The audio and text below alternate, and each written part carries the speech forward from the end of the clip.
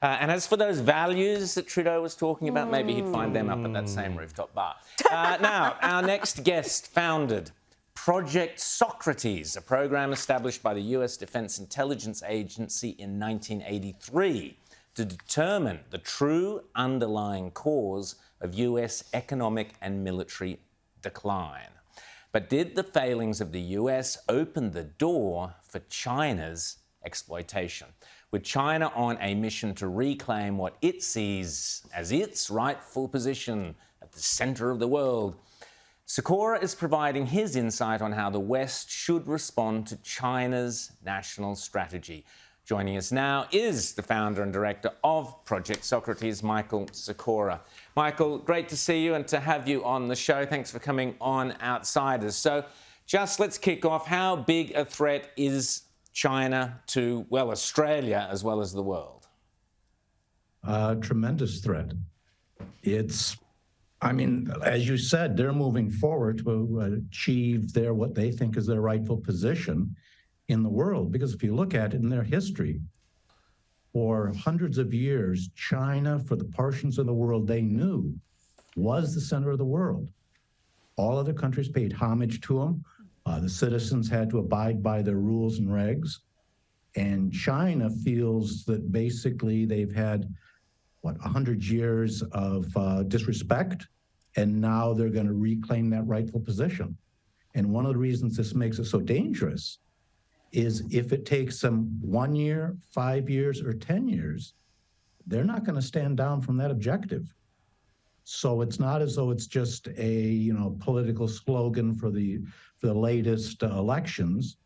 This is what they believe. They're reclaiming their rightful position. And the steps they're taking to execute or acquire that, they've been executing for 3 decades now. James.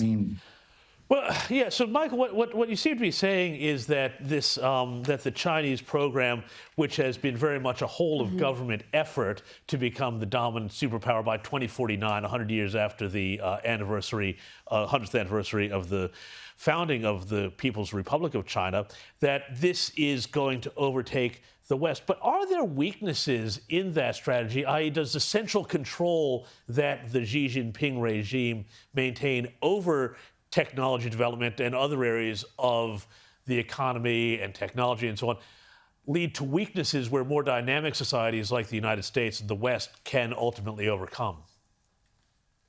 That is a good question, because I hear that from people that, they're centralized planning. That's going to be the weakness. We can overcome that. In Project Socrates, we had a twofold objective. Number one, determine the underlying cause of U.S. economic and military decline. And number two, figure out the way to reverse the decline to ensure America's status as a superpower. Part of that objective from President Reagan was also to support our allies, like Australia. So when Socrates was supposed to be deployed as a national asset for the United States, it was then going to be provided support over to Australia. But point is, Socrates was one of the key tools that President Reagan utilized to undercut Russia, Soviet Union, and convince Gorbachev in the negotiations to bring down the Soviet Union. Okay. Socrates allowed the United States, especially when fully deployed, to outmaneuver Russia or a Soviet Union centralized planning, okay, because they were very government-centric. It was very rigid. Socrates gave the United States the ability to develop a technology strategy, national and organizational, which had the benefits of enabling the country to work as a team, but yet being flexible and independent and doing everything that was required to be competitive. So we overcame the Soviets. China watched that. They saw that centralized planning was very rigid. Socrates could undercut that and what have you. So if you look at what China does, and very few people really understand it, is that they're not doing just government-centric centralized planning. They're doing a hybrid, where in the center, they have centralized planning over some of the major corporations, the major industries, from the national technology strategy. That's sort of the inner ring of organizations. They control that relatively closely, like they did with Alibaba and things like that. The outer ring is the companies which are smaller, less in critical industries, things like that. Those companies, those organizations, public and private, have symbiotic relationships with the organizations in the center. Okay? What that does is two things. Number one, it allows China to be flexible, because who are the sort of organizations out in that outer ring? It's the incubators full of young Chinese trying radical ideas. It's the small companies with boots on the ground. They're allowed to be more flexible, but just to connect with the inner companies.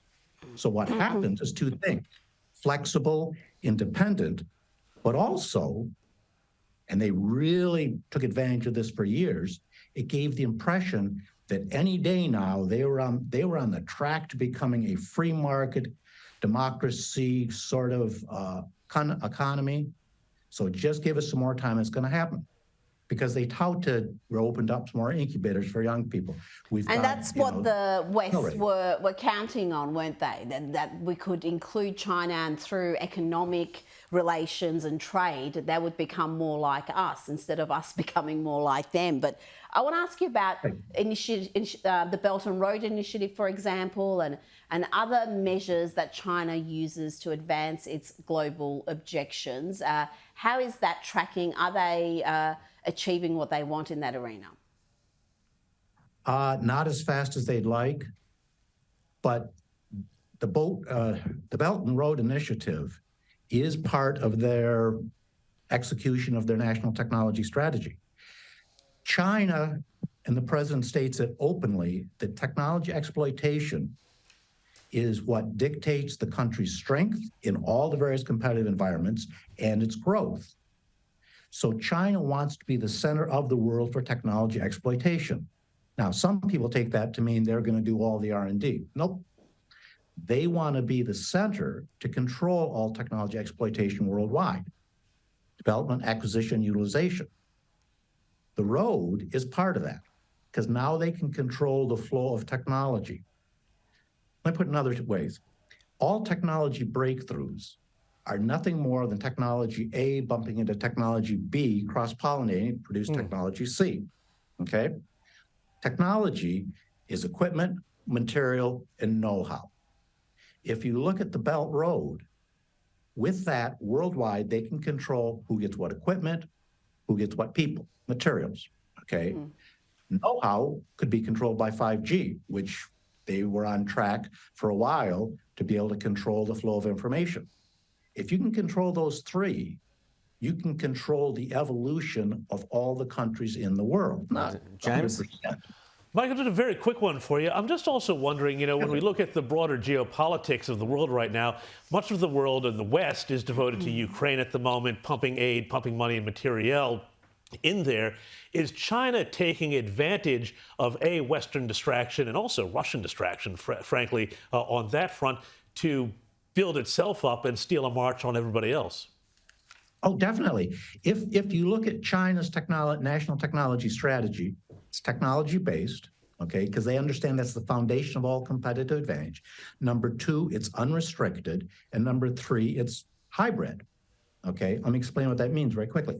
Unrestricted, let me step back. Hybrid means that their technology strategy, national technology strategy, is addressing what they call the 9 different states, the physical and the social. So it's space, ground, underwater, on the seas. And when it comes to social, it is economic, it is political, it is all those things. So when they talk about a warfare, that national technology strategy is the base of their warfare, and it's maneuvering in all of those. Okay? Wow. It's Michael? also unrestricted. Yes, sir. Yeah, sorry, we're going to have to leave it there because we're running out of time. But Michael Sekora, we could chat to you for ages. Just very, very quickly, do you see them moving on Taiwan, yes or no, in a military fashion in the next few years? The question I always say is it's not a matter of saying when. It's a matter of when do they think they will be in the position to make sure it's 100% success. Wow. When that's going to happen, don't know. But I do know we've got to stop that, because they will eventually, they'll wait another 5 years until they have the position of strength. And with Michael Sekora, Michael succeed. Sekora, fantastic chatting to you. Scary times ahead, but thank you for giving us your insights there.